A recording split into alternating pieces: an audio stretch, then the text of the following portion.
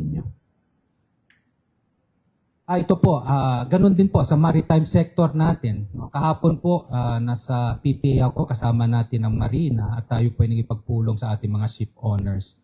At napagkasunduan po namin na sa maritime sector so far as PPA-operated ports na kailangan din natin magbigay ng diskwento. So one of the recommendations po of the PPA is to give a discount pagdating dito sa ating mga RoRo terminal fee. This will cover the Class 3 vehicle and Class 4 vehicle po. At ano po yung sinasama natin dito? For the raw and unprocessed agricultural products. Tulad po ng grains, palay, mais, bigas. Tulad din po ng sinasabi nating gulay, prutas. Kasama rin dyan ng fishery products, no? Kasama din dyan yung livestock and poultry. Ngayong araw po, merong board meeting for the approval of this recommendation of PPA at kami naman po ay kampante na aprubuhan ito ng ating PPA board. Ang effectivity po nito ay not later than April 15 once it's approved by the board today kasi may publication pa po tayo. So ang kagandahan po dito, no, yung sinasabi natin piso RoRo terminal fees for class 4 po from 516 piso na lang po ang kanilang babayaran. A nominal payment lang po ng piso. Again, ito po para matulungan din natin ang ating mga negosyante and of course to stabilize the prices of kahit paano makakatulong tayo sa ating mga basic and prime commodities. Ganon din po sa ating air sector, no? Alam din po natin na malaki din ang epekto ng pagtaas ng presyo ng langis sa ating mga airline companies. As a matter of fact po, no, before the war broke out, ang presyo po ng jet fuel kada bariles is more or less around $89. Ngayon po pumapalo na po ng $200 per barrel po ang jet fuel. So in order to help po ang ating mga passengers at kasama na rin po ang airlines and again to stabilize the price of airfares, ang ating mga CAAP-operated airports po, we're going to reduce the terminal fee, no? And makikinabang o makakaroon po ito ng reduction up to 200 per passenger. Ang kagandahan po dito, direkta po ang sinasabi nating effect nito. For example, kung ang ticket po ninyo ay 2,000, but because of the reduction of the terminal fee, makakaasa po kayo na ang ticket nyo ay papalo na lang ng 1,800. Ganon din po sa ating mga airline companies po, no? Yung mga navigation charges natin tulad ng take-off and landing fees po, pinadiskwento na rin po natin yan sa CAAP at pwedeng umabot hanggang 5,000 per landing o per take-off ang matitipid ng ating mga airline companies. And this will be effective on April 1 and ang unang assessment po natin is this is for 3 months. No? 3 months po ito and it will be subject for review. Yung sa ating palang RoRo kanina na nasabi ko, that will be effective for 6 months naman from April 15 the latest po. Ngayon po pumunta naman tayo sa fuel subsidy program po ng DOTR. Again, this is different from the cash relief assistance of DSWD. While it is different po ang ating programa po, no, na fuel subsidy program, ay it complements po the DSWD program po. Kanina po kasama natin ang Pangulo at ang utos nga po ng ating Pangulo ay simulan na ang pagbibigay natin ng fuel subsidy program. Kung maalala nyo po, I think last week nung nagkaroon tayo ng press briefing sa DSWD, ang nabanggit ko po at that time, basta po may bigay ang NCA sa DOTR ay kaya namin simulan last week ng Marso. So March 18 po, naibigay sa amin ang NCA in the amount of 2.5 billion. Kaya po March 19, we downloaded the amount to LTFRB. At ngayong araw po, nasimulan na po natin ang pagbibigay ng subsidiya sa ating mga targeted beneficiaries. So just a quick briefing sa ating fuel subsidy program. Tulad po ng sinabi natin, the amount is 2.5 billion under the 2025 continuing budget. Ang makikinabang po dito na pagdating sa driver beneficiaries kasama ang operators natin is around 245,066, no? Thereabout. Baka po madagdagan yan, but definitely around that estimate po. Ang makikinabang po na PUV units of operators po natin is more or less 1,180,783. And this is a nationwide number because the subsidy po is nationwide also. And ngayon po gusto pong pag-usapan yung methods of distribution, yung pamamaraan ng pagbibigay po ng subsidiya sa ating mga targeted beneficiaries po. Previously po ang fuel subsidy program natin ay ito po through fuel subsidy card lang po. Ngayon po we expanded the method of distribution.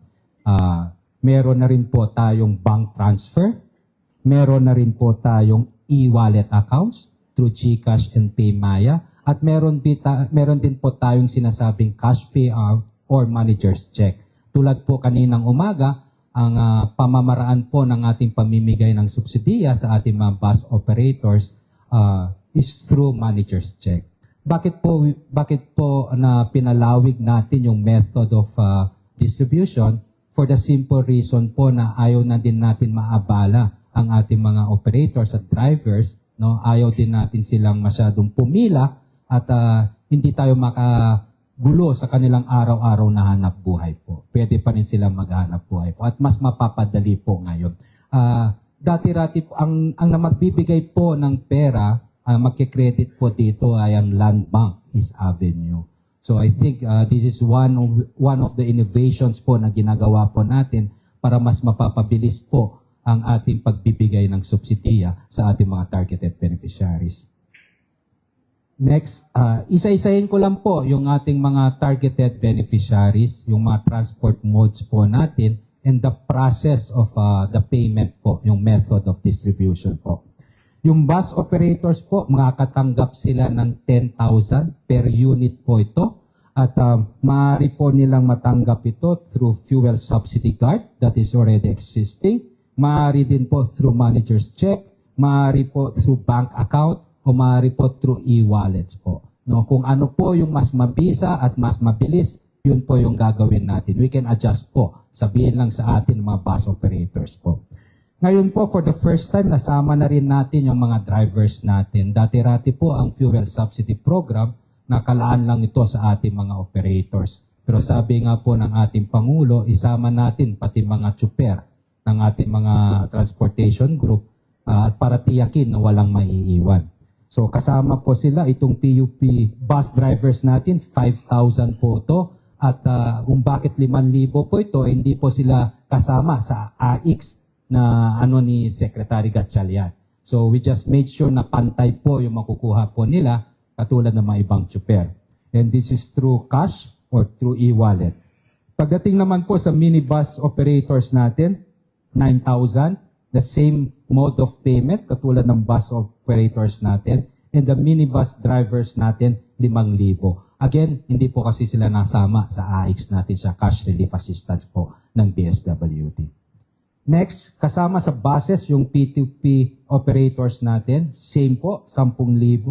Yung P2P drivers natin, 5,000 din po.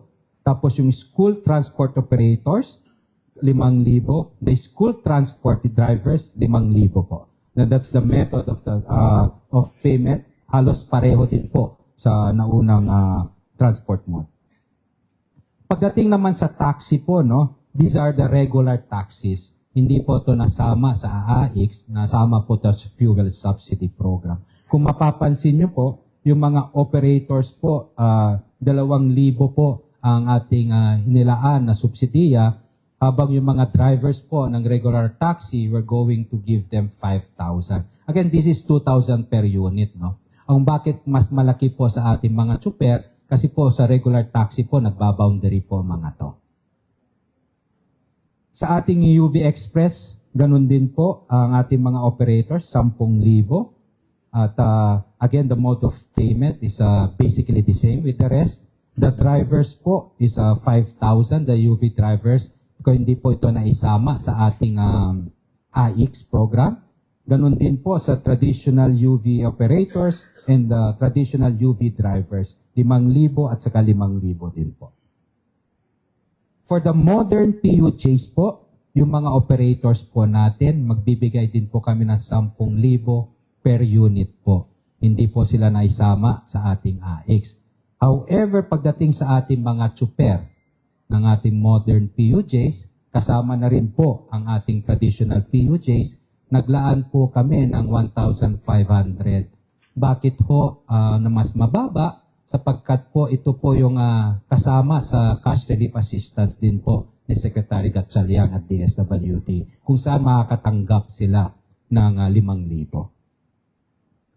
Same with the traditional PUJs po, no? Kung bakit mas mataas yung kaninang operator sa ating modern jeepney kumpara sa traditional PUJs, sapagkat po yung operating and maintenance cost po ng ating mga modern jeepney mas mataas po kaysa sa traditional jeepney. So the drivers of the traditional jeepney will receive the same 1,500 katulad pa ng modern jeepney natin. And again, for point of emphasis, kasi nasama na rin po sila sa ating AX. Sa ating PhilCab, ito po yung nakikita natin sa probinsya. Kasama rin po sa bibigyan nating subsidiya. Ang operators po ay 5,000 at ang mga drivers po ay 1,500. Yung ating TNVS po na mga operators and driver, naglaan din po tayo ng 1,500. And the reason for this is that kasama rin po sila sa ating AX ni Secretary Gatchalian. And the tricycle and delivery services, magtatabi rin po kami ng kanilang matatanggap, no? And baka after Holy Week na po natin may papatupad to, kasi po unahin din po namin yung kanilang makukuha through the ayuda of Secretary Gatchalian, which i-announce po ni Secretary Gatchalian mamaya yung ating mga schedule. Kung mapapansin nyo po, no, kung bakit hindi po pantay-pantay ang ating pagbibigay ng subsidiya, sapagkat po una, ang nakalagay po na budget sa amin, ang nakalaan po is 2.5 billion only. At kailangan namin na pagkasyanin lahat ng mga qualified drivers and operators na nakasaad sa aming budget, special provision ng 2025 budget. So, what we're trying to say right now po, no, ang sabi nga ng ating Pangulo kanina, na other than meron dapat kaming sense of urgency, no, kailangan na namin ipatupad itong ating subsidiya at para po matulungan din ang ating Secretary Gatchalian na nagpapatupad na po ngayon ng kanyang AX program.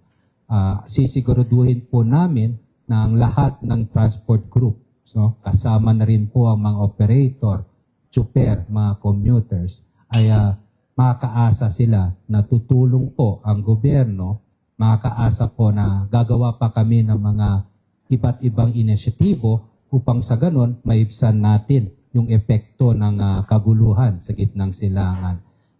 Sana po, no, lagi nating isipin na kaagapay po natin parati ang Pangulo, ang DSWD, ang DOTR at lahat po na ahensya ng gobyerno sa mga panahong ito. So, maraming salamat po. I'm just going to ask Secretary Gatchalian to give us some updates also.